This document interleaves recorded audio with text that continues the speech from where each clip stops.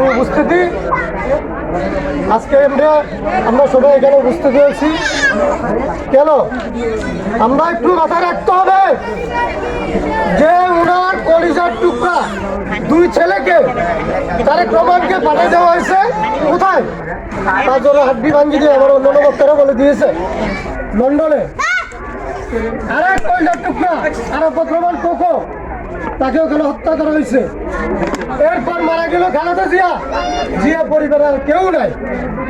একটা কথা মাথায় রাখবেন আপনারা, ভালো করে শুনেন। তারেক রহমান যদি চাইতো লন্ডন থেকে আরাম আয়াসে ও যেভাবে ছিল উনি 15টা বছর, উনার কি কোনো প্রয়োজন আছে আসার জন্য? কারণ খালেদা যে ওয়াদা করে গেছে, খালেদা জিয়া যে কর্মসূচি দিয়েছেন, যে কর্মকাণ্ডের জন্য, যে ভোটার অধিকারের জন্য উনি দুনিয়াতে বিদায় নিয়েছেন, তারেক রহমান মনে করেন যে আমার মা এই দেশের মানুষের জন্য, এই দেশের জনগণের জন্য, এই দেশের উন্নয়নের জন্য দুনিয়া থেকে বিদায় নিয়েছেন। এখন আমি আর লন্ডনে বসে থাকার মতো আমার আর সময় নাই। তারেক রহমান দেশে আসছেন, আগামী রাষ্ট্রনায়ক তারেক রহমান হবে দেশের প্রধানমন্ত্রী ইনশাল্লাহ। আপনারা মাথায় রাখেন। আমরা এখন থেকে সিদ্ধান্ত নিতে হবে, দেশে ক্রান্তি রোখলে তারেক রহমান ছাড়া, বিএনপি ছাড়া এই দেশে কারো হাতে নিরাপদ না। আমি ঠিক কিনা? আপনার কথা বলেন। অতএব আমি বেশি দীর্ঘায়িত করবো না।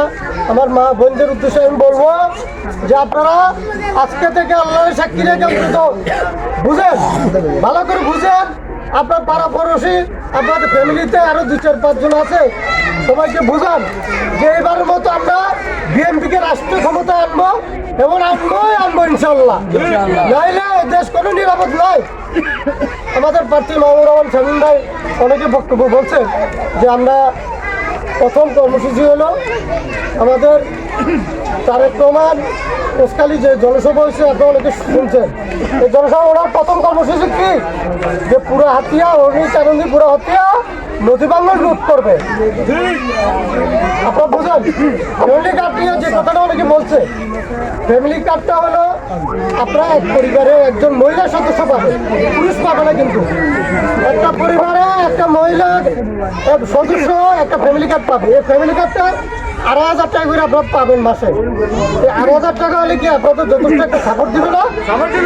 আপনার এটাও মাথায় রাখতে হবে, এটা মনে রাখতে হবে। অনেকে অনেক কথা বলবে, অনেকে অনেক লোভ লালসা দেখাবে। এই যে বস্তার নাটক অনেকে বলছে, আনোয়ার বলছে বস্তার নাটক, বস্তা এ পর্যন্ত শেষ। আমি আজকে বলে দিলাম এখানে কি মিরাজ মাঝির বাড়িতে, আপনারা মনে রাখেন এ পর্যন্ত শেষ। আমরা মনে করেন স্বতন্ত্র একজন এমপি হলো, সরকার গঠন করবে বিএনপি। সরকার গঠন করবে কে? বিএনপি বলেন ইনশাআল্লাহ। এগুলো স্বতন্ত্র এমপি জিন্দিগি তো বরাদ্দ পাবে না। তার বরাদ্দ যেটা তার এমপি কোটা পাবে, কত 20 কোটি, 25 কোটি, 30 কোটি, কাজ হবে 2000 কোটি টাকা। বাকি টাকাগুলো করতে আসবে বিএনপি সরকার থেকে আসতে হবে, ঠিক কিনা?